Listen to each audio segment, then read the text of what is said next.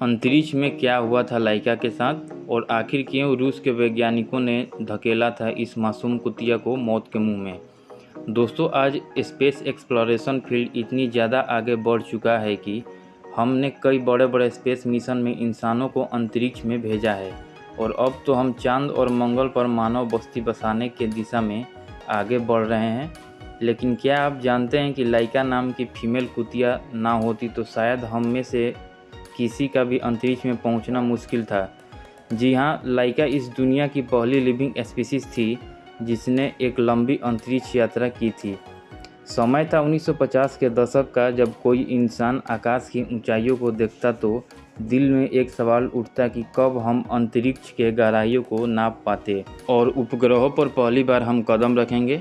इंसानों को धरती के वातावरण से बाहर भेजना और वैज्ञानिकों के लिए काफ़ी चुनौतीपूर्ण कार्य था, क्योंकि अंतरिक्ष के बारे में हमें ज़्यादा कुछ पता नहीं था।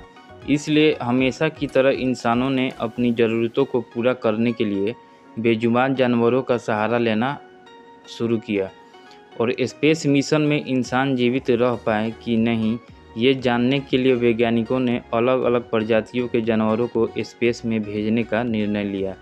सबसे पहले रॉकेट के साथ साल 1948 में नासा ने एल्बर्ट वन नाम के बंदर और कुछ कीड़ों मकोड़ों को अंतरिक्ष में भेजा था, मगर ये सब एक सब ऑर्बिटल मिशन था, यानी इन्हें स्पेस में रुकना नहीं था, बस अंतरिक्ष के कोने को छू कर वापस आ जाना था। फिर आया साल 1957, जब रसिया अपने सोवियत स्पेस प्रोग्राम के चलते अंतरिक्ष में भेजने के लिए स्पेस सैटेलाइट डिजाइन कर रहा था।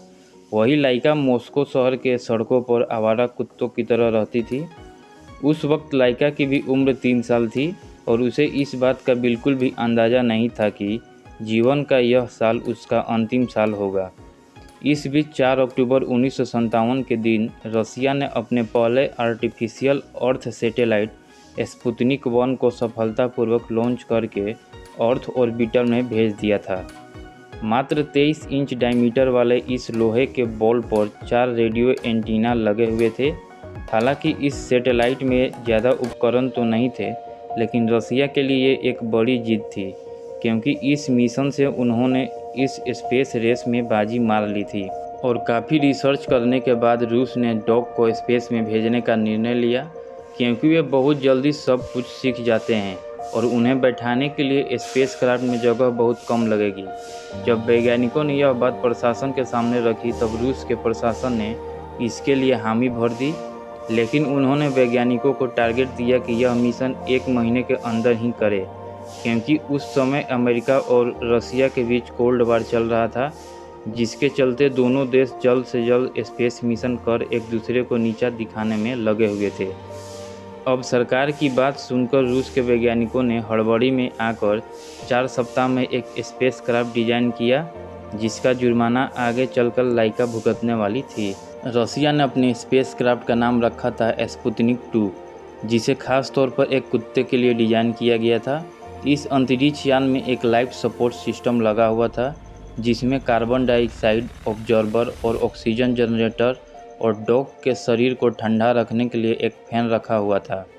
उस वक्त रूस के पास स्पेस क्राफ्ट को अंतरिक्ष में भेजने की तकनीक तो थी, लेकिन उसे स्पेस से पृथ्वी पर लाने की तकनीक नहीं थी, इसलिए हम इसे सुसाइड मिशन भी कह सकते हैं।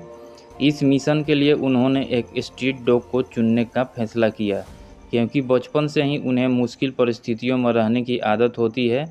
इसी खोज में वैज्ञानिकों को मॉस्को की सड़कों से 3 डॉग्स मिले थे, जिसका नाम उन्होंने अल्बिना, मुस्का और लाइका रखा था, और इन तीनों डॉग्स में से लाइका को स्पेस में भेजने का निर्णय लिया गया। अब मिशन का मुख्य लक्ष्य ये था कि अंतरिक्ष में मरने से पहले लाइका के शरीर का डाटा इकट्ठा किया जा सके। इसके लिए ऑपरेशन के जरिए उसके शरीर में सांस, धड़कन और ब्लड प्रेशर मापने वाले सेंसर लगाए गए और अब स्पुतनिक 2 लॉन्च के लिए बिल्कुल तैयार था। 3 नवंबर 1957 के दिन लाइका के शरीर पर पट्टा कर उसे स्पुतनिक 2 के चैम्बर में बैठाया गया, ताकि वह ज़्यादा हिल न सके, और इसी दिन 7:22 पर रॉकेट ने उड़ान भरी और वह स्पुतनिक 2 को अंतरिक्ष में ले जाने लगा। लेकिन तकनीकी खराबी की वजह से रॉकेट का एक हिस्सा स्पुतनिक 2 से अलग ही नहीं हो पाया, जिसके वजह से इन अंतरिक्ष यान का तापमान बढ़ने लगा और फिर कुछ देर बाद लाइका की मौत हो गई। लाइका के मौत के बाद स्पुतनिक 2 लगभग 162 दिन तक अंतरिक्ष में था और उसने लगभग 2570 बार पृथ्वी के चक्कर लगाया। इसके बाद 14 अप्रैल 1958 के दिन स्पुतनिक 2 ने जैसे ही धरती के वातावरण में एंट्री ली तो विस्फोट के साथ लगभग लाइका के अवशेषों के साथ टुकड़ों में बंट गया।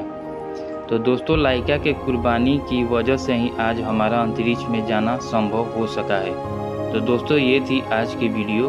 अगर वीडियो अच्छी लगे तो वीडियो को एक लाइक और चैनल को सब्सक्राइब जरूर कर दें।